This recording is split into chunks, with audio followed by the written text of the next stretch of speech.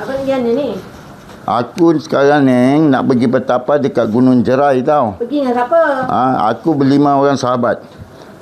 Bila aku balik besok, aku jadi hang tua. Yang 4 sahabat aku tu lagi, hang Jebat, hang Lekiu, hang Lekil, hang Kasturi.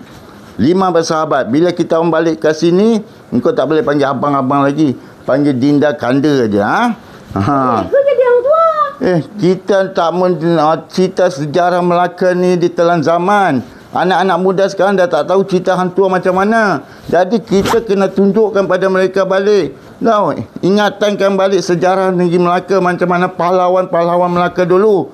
Tahu? Macam cerita hang tua ni. Inilah sejarah-sejarah Melaka yang perlu kita tahu. Jangan kita lupakan legenda negeri Melaka ni, cerita sejarah-sejarah ni. Betul bengit-bengit. Engkau kata engkau ingat aku tak handsome kan? Ada aku tak handsome. Kau tengok Abang bukan gagah. Ini macam jalan kau kata tak ada gagah. Perkasa aku lagi lah tu. Tak apa, besok aku balik daripada Gunung Jerai besok. Engkau tengok macam mana wajah aku, rupa aku macam mana. Itu jam baru orang tahu siapa hang tua, siapa hang Jebat, orang akan kenal. Jadi kita tak melupakan sejarah-sejarah Melaka. Alamak, saya telefon ni. Halo, Sophia. Sophia kat mana? Tunggu kat rumah ni abang on the way ni. Kalau abang tak buat ni macam Sophia, tak buat lakonan macam, memang abang tak dapat jumpa Sophia tau. Lepas tu kita terus pergi ke Golok Kita tu nikah. Okey, bye sayang. Okey. Abang on the way sekejap. Okey. Bye sayang.